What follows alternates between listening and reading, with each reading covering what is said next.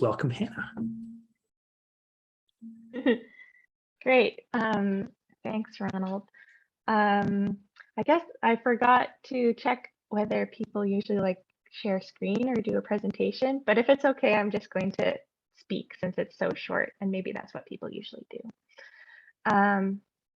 But thanks for the introduction. And as you said, I'm here to talk a little bit about Climate Reality Project Canada. I'll just go over our programs and our roles and kind of our strategy. And then I'll very briefly just highlight one of our projects called the National Climate League that I'm leading this year.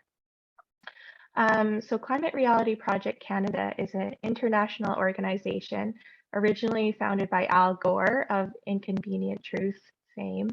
And we have two focuses, education and advocacy support. So while there are other organizations that focus on mobilizing people to take part in their own advocacy campaigns, we are more about training people to become educators and supporting their own acts of advocacy.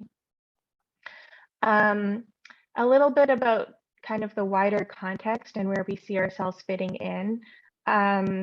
Some people listening to this, you might have seen a report which was released last year called "What Do Canadians Really Think About Climate Change?" It was by Climate Access and Climate Narratives. And they conducted some polling around opinions around climate change. And they found that most Canadians don't yet fully understand what actually causes climate change. People are still talking about the ozone hole. People talk about recycling as a solution. And 60% of Canadians think that even if governments try, they will not actually be able to effectively reduce emissions.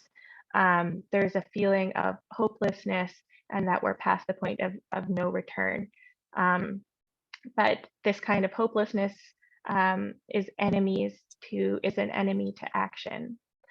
And so what we're trying to do with this project that I'll be talking about, the National Climate League, is to create a higher level of solutions literacy to show that cities are working on solutions and that it's possible to reduce emissions as well as improve everyday life for Canadians at the same time.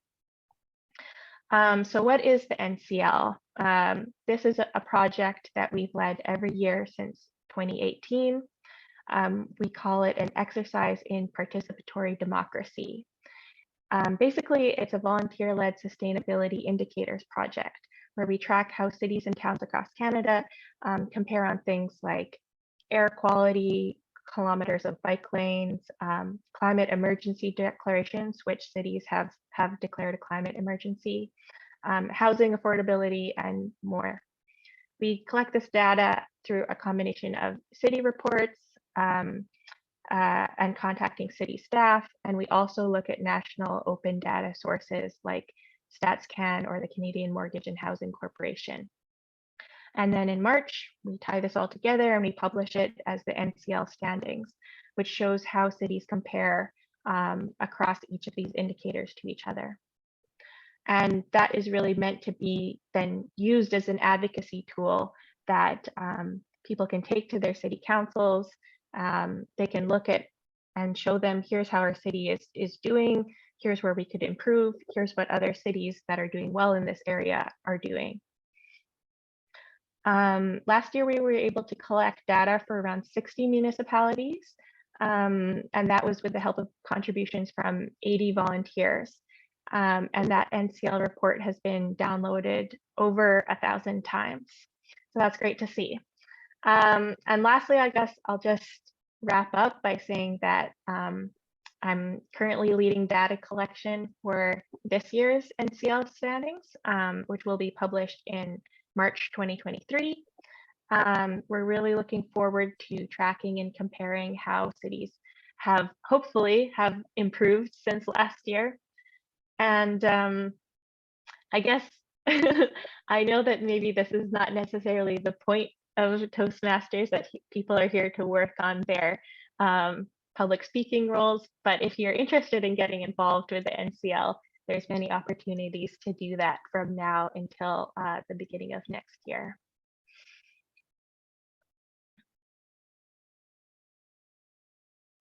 Outstanding. Outstanding. Fantastic. James, did we want to stick with the core agenda? Or are we moving through things ad hoc, more or less? I think, yeah, I think what we could do now is, there I go using my filler words. We could share our feedback in the round on Hannah's remarks and let her know what our observations were. And then, Ron, if you were willing to sum up, Certainly. I think that'd be a great exercise. I wonder if we might also take an opportunity to do a bit of a Q&A, just to see, to give Hannah an opportunity to practice that format, and maybe to give us an opportunity to learn a little bit more about some of the topics that piqued our interest during the talk. And so if people are open to that, it might be good. I don't know, Hasina, if you were interested in maybe asking a couple of questions. I know you came to hear Hannah speak in particular, so I thought maybe that would be a fun opportunity to provide that. And then we could come back, coalesce our feedback, and offer that to Hannah for an opportunity to improve for the next time she delivers this kind of speech. All righty. Yeah, that would be great. I got trained in climate reality in Atlanta like a few years ago, and actually really enjoyed the training. So I think you were already probably asked that when you were interviewing, but why did you choose climate reality? What brought you to that type of organization? Well, I guess I worked in the field of climate for a few years already and been involved in similar work. And before that, I was involved with climate justice organizing. So I really came to it from kind of a grassroots advocacy approach. And I think what appealed to me about Climate Reality Project is that they are all about working with volunteers and working with grassroots people that are kind of doing this work on the ground. So I was interested in supporting that. And I was really interested once I heard that this role I learned more about the role, and I learned that it was mostly a lot focused on this project, the National Climate League. I really like research, especially kind of like participatory research. And so then that project really appealed to me as well. Excellent. I had a question. You mentioned the report and how it graded different things. And one of the things was whether or not a city had declared a climate emergency. And it popped into my head as I was wondering if that was a good thing or a bad thing if a city had. Because I could see it both ways. One, if we have a climate emergency worldwide, so if a city hasn't declared one, what are they thinking? Because we need to catch up. On the flip side, if they hadn't declared one, perhaps it's that the effects of climate change had yet to truly impact that city in a meaningful way. But I find that aspect probably harder to believe. Like, think of Ottawa, where I am right now. We've had many significant weather events that have done multiple millions of dollars of damage to the city. And, not to say that we haven't just been inconvenienced just a wee little bit by that. And I think we're living in one of the places in the world that is probably least affected by climate change. So I was curious what the perspective was of whether or not it was a good thing or a bad thing if a city had, in fact, declared a climate emergency. Yeah, that's true. That's an interesting question. I guess actually, like, being immersed in this, and I hadn't even really thought about that comparison to declaring like a state of emergency, which obviously you don't want your city to be in a state of emergency. But I guess for the NCL, we definitely see it as a good thing, because it does just indicate that they are acknowledging like the state of emergency that we're facing, like collectively and Right. globally. But I guess, yeah, one kind of maybe other thing that we look at is whether they have an adaptation plan. And that's kind of the same lines I guess like follows the same line of thinking that you're pointing out, which is that the ones that do have a plan it's definitely because they're already facing those effects. So obviously it's good then that they are like prepared for that and Right. that they are thinking ahead, but it's not good if we are seeing more and more cities like forced to create adaptation plans, then that's not good. Yeah. It's an interesting concept. But yeah. James, did you have a question you wanted to ask? Sure.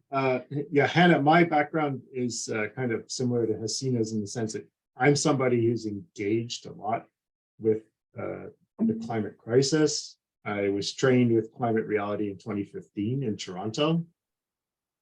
And one of the challenges can be what you referred to is that while there's still a large number of people in Canada who don't really apprehend what the root causes of the climate crisis are. So what would be some of the ways that you'd engage with somebody who wasn't really up to speed on the issues so that they could make better choices about what they go through in their day-to-day lives? Yeah, I think like there's a lot I could say about answering that question, so I'm trying to think how to answer it succinctly. I was really surprised to learn from that report that the lack of connection, like that people aren't able to even connect, or like a larger percentage than you would think is not able to connect the use of fossil fuels, for example, to climate change, which is pretty basic. And so I think that that's the first thing to do, is just that people like understand that that's the basics of like what global warming and what causes climate change. And then but I think with that understanding then comes the understanding that we can do something about it and that there are solutions there. I think like when we talk about climate change as this, and people like don't understand it, and it just seems like this huge kind of existential crisis, which it is. But when people don't understand that, like, well, it's about just cutting our emissions, electrifying, we're already rolling out electric vehicles. There's lots of different like technologies and different ways of organizing our society that can reduce our emissions like down to net zero. Then it becomes there's a lot more hope. And then if people have more hope, then there's more, they have more energy for action. And I guess I would also say one of the things that I always want to underscore to people is the importance of kind of collective action and advocacy, that like individual actions around reducing your own emissions are important, but I think collective action is especially important because it's such a huge problem. Hasina. Sina.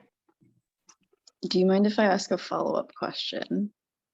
So now that I know a little bit more about what you do, I am curious, since I'm on the corporate side of sustainability and you're very much public facing, but also like, collective action, kind of grassroots driven. In my mind, corporations have a lot more power to change, but individuals, I think, are at least up until this point, more motivated to do things. My question is really what do you think?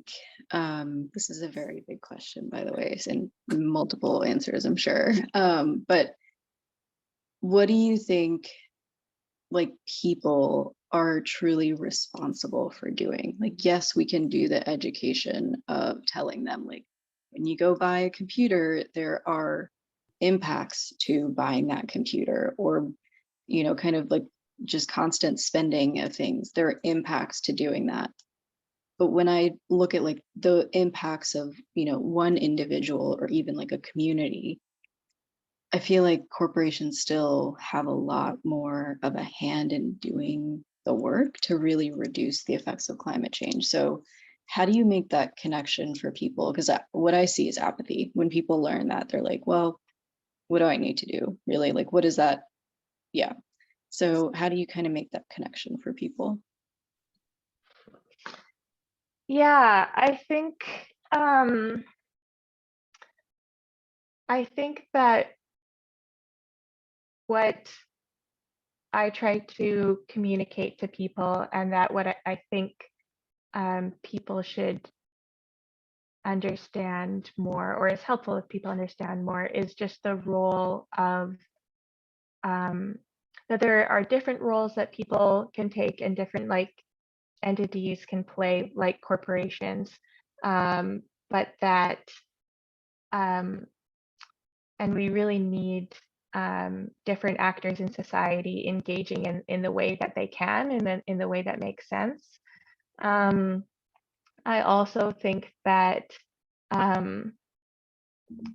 that government has like a huge role to play, and that people's role as individuals is to engage as like citizens and as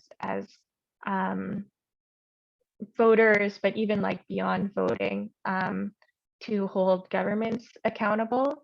And then governments themselves have tools that they can use to hold corporations accountable. Now, obviously, it gets very complicated and there's limits to what governments can do, but I don't know if anyone is familiar with Seth Klein's book, A Good War, which was published a couple of years ago, and he is writing about the climate crisis, but he draws this comparison to World War II. And he's arguing that we need to see a similar level of mobilization from all sectors of society. But what we saw during World War II was this huge kind of leadership from government, where they actually recruited leaders from a bunch of different industries, who then became part of the war effort and were like working for the government at the same time as like they were still the heads of their companies, but that having that kind of organization and leadership from the like federal level was able to, they were able to create like a concentrated and like coordinated effort, because we also don't, you know, we don't have time to, I think, like for people, for like markets to kind of catch up. Like it takes a long time for market signals and market mechanisms to work. So I think that, yeah, that it's really about kind of government taking on that leadership role to the extent they're able to. Thank you. Fantastic. All right. I think we've tested Hannah enough for this fine morning. Some excellent questions and answers from her. Thank you so much. Let's move to the evaluation portion of what we do in Toastmasters. And let me take a moment to explain how we go about it, because it is a purposeful approach. In Toastmasters, we create a safe environment to practice your public speaking, your leadership skills, whatever it is that you're looking to develop in this club environment. And to do that, we need to provide evaluations that are supportive and constructive. So there are two anti-patterns to giving feedback that we try not to use in these formats. One is called the whitewash, where we say, oh, that was brilliant, everything was great. It's nice to hear, but often it really doesn't help you improve.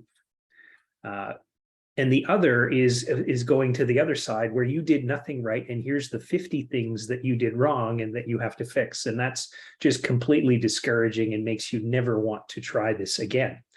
And for many, public speaking in particular is one of those great fears. The old joke is that public speaking is people's number one fear above even death. And so if you're at a funeral, you'd rather be in the casket than giving the eulogy.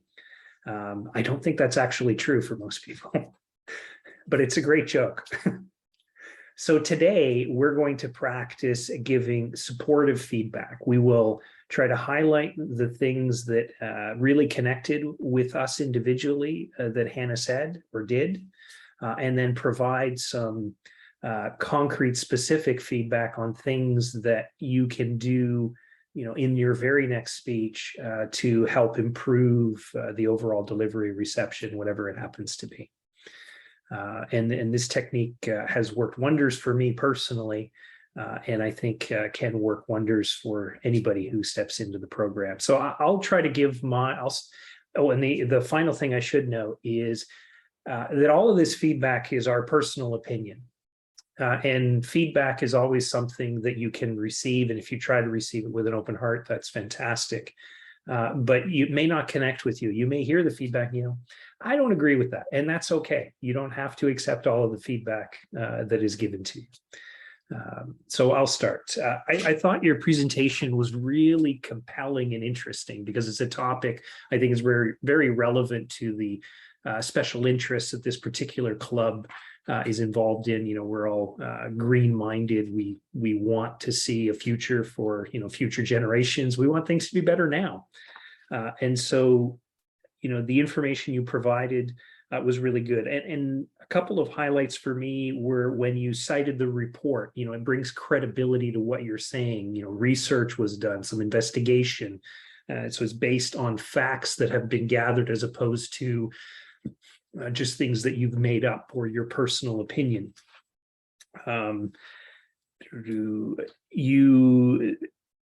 Citing the history of the Climate Reality organization, that it was originally founded by Al Gore, and everybody, I think it still resonates, the inconvenient truth, that many people have seen that and understand where he was coming from and what he tried to accomplish in that moment. And for those that are on, I'll say, this side of the debate, if there is a debate to be had, I think Al is seen as someone who's done a lot of good. And so that lends credibility to what you were doing. So those are all great things. And at the very end, you had the call to action to get involved with the NCL. And I think it's very important. Whenever you're speaking, there has to be a point. There has to be a reason that you're delivering this message. Every time that we have a public platform, we have an opportunity to make a difference in the world.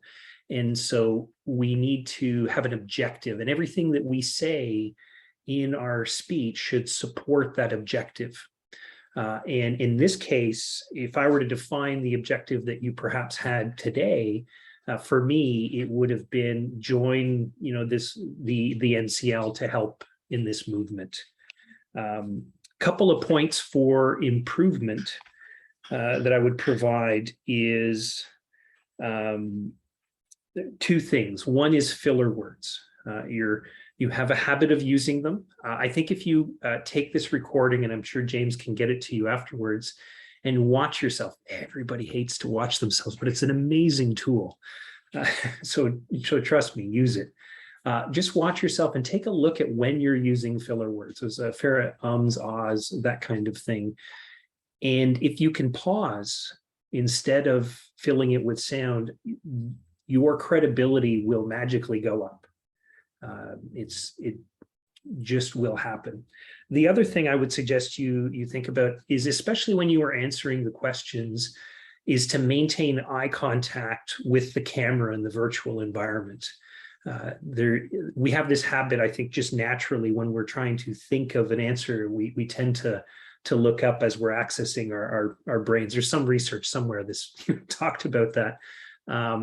But if you can break that habit and focus on the camera or the person in front of you, if you're in person, it will create a stronger connection with you in the audience and lend credibility or make your answer feel more confident and certain. And I think if you do those two things, your delivery will be received, at least by me, in a way that would enhance, the credibility that you bring to I will believe more that you really know what you're talking about, as opposed to maybe, oh, I almost know something about this. I think it's over here somewhere. I'm going to go pull that out, because I know you know this stuff. But keeping the eye contact, I think, is really important to making that happen. So overall, really great information. Love the call to action. The facts and the data that aren't just from you personally enhance your message, and they were well delivered. You mentioned one final thing I thought about. You mentioned potentially doing a screen share. That would have been also powerful, and you could have put facts on there that you didn't really have to talk about specifically, that people could have paid attention to. The one warning, of course, is if you have too much information, too many words on your presentation material, people will spend time looking at that instead of paying attention to what you're saying. So there's a really delicate balance. If you're going to share something, it really needs to be in service and support of what you're saying and not a replacement for it. So well done. I look forward to hearing more from the organization over time. Now let's maybe go round table. If anybody else had any feedback they wanted to provide, we have an opportunity to do so. Let's remember our principles of being supportive and constructive. So I don't know, James, if you had anything else that you wanted to offer. I thought, Ron, that you hit all the main points.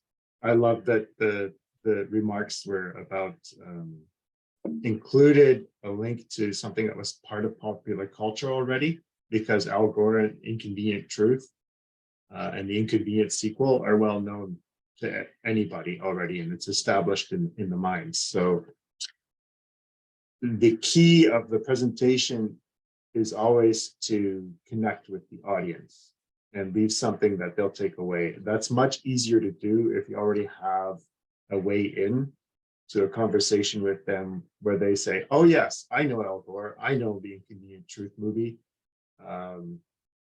It might be positive or negative. It doesn't matter so much what the emotional content of their reaction is. It's that they know already what you're talking about and something about where you're coming from.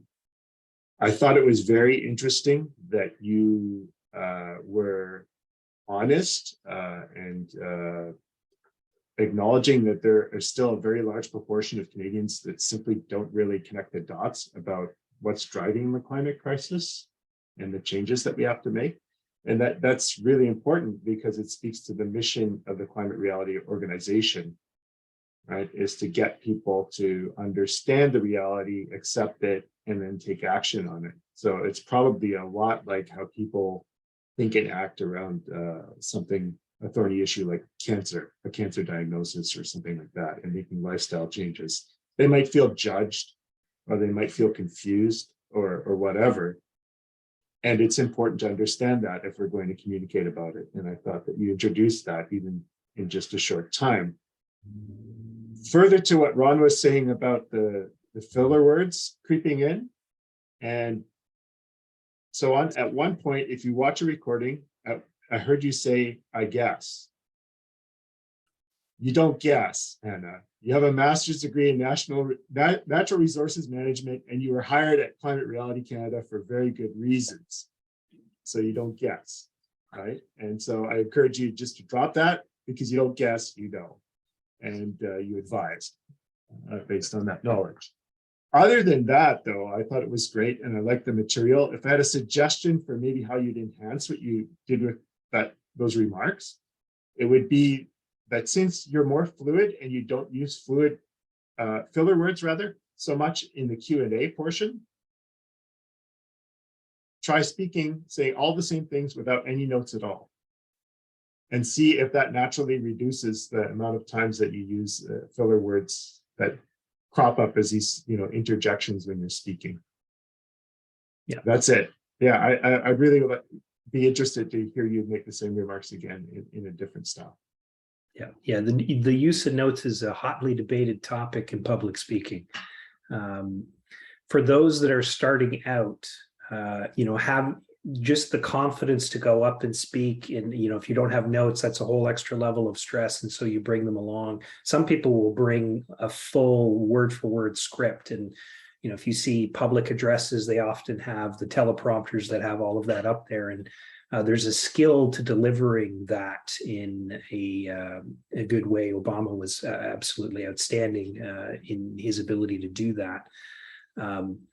But if you get lost in your script, it can feel really awkward at different times, and you can, it can just bring your whole presentation to a halt. And depending on how strong you are in that moment, you can recover. Others don't. But it is if that's what you need to start, fantastic. You tend to, if you're using a full script, and I'm not saying that's what you did today, I'm just sort of speaking in generalities. If you use a full script, most people tend to sound like they're actually reading the script. The vocal variety, the connection of with the emotion of the moment seem to disappear. It's very different from someone who's just speaking extemporaneously. It feels more like they're having a conversation. Level 2 of that is bringing, point form notes. Well, these are the major things I want to talk about, and I don't want to forget them. And those are usually quite effective if you want to stay on track. And then if it's a speech that you're giving a lot, if you're a political campaign or something else, and it's the same delivery, often after a few presentations, you will graduate completely away from needing any kind of notes, because you just know the material and you can become very passionate about it, and use all sorts of interesting techniques of vocal variety, and you can tune it to the moment, because you see how the audience is reacting, and you can play off of that. If there's something particularly penetrating, you could dive deeper into that topic in the moment if you don't have a very rigid structure that you have to keep to. And that's where the biggest thing, the absolute biggest thing that makes you a great speaker is knowledge of your topic. If you're speaking about something that you just barely know anything about, and it's really only the words that you've put down on the page, if you go astray, you're lost, because you don't have the knowledge to just improvise. But when you have a master's degree in the topic, you tend to be able to just speak at length about it in any way, shape, or form that you'd like. And so even if you happen to go off script, you can find a way back and keep all of your credibility and engagement with the audience. Something that people often chide themselves on is, oh, I didn't deliver it the way I wanted it to. People are sitting there, it was fantastic. I don't know what you're talking about. Only you know that you didn't say what you intended to say. The audience has no idea. And as long as you continue to deliver with confidence, they will follow along. Yeah. Hasina, did you have any feedback that you wanted to provide to Hannah? I did, yeah. So just two things. I think first, just with how everything landed today, I think that you handled people coming in late and all of that really well. I think you remained enthusiastic. You were smiling during your responses, all of that. And that, for the people that are here, it was really engaging to see that. And then I think this is one thing that a teacher taught me that I think is more relevant when you're in person, but I can see a little bit of that while you're sitting as well. Just speaking with your diaphragm and kind of sitting back a little bit more and all of that. Sometimes you can just angle your phone or your computer so it looks better. But I think especially when you are speaking in person, it helps to just pull your shoulders back, speak from your diaphragm, a lot deeper from within. And that, especially if you're in a room that's loud or things like that, it helps to project your voice a lot more. And from my experience, actually the louder that I get, the more confident I feel. I don't know if that's normal. But it helps to just make yourself feel more confident in whatever you're doing and seem more confident as well. That's kind of just general feedback, but yeah, just posture and then diaphragmatic speaking. I really appreciate coming to this, by the way. So thank you all for organizing. I have to speak to a class on Tuesday, so really appreciated hearing a lot of this feedback. This is going to be in person. I haven't done that in 3 years, so just really appreciate being able to be here too. Outstanding. Thank you. That's great feedback. I appreciate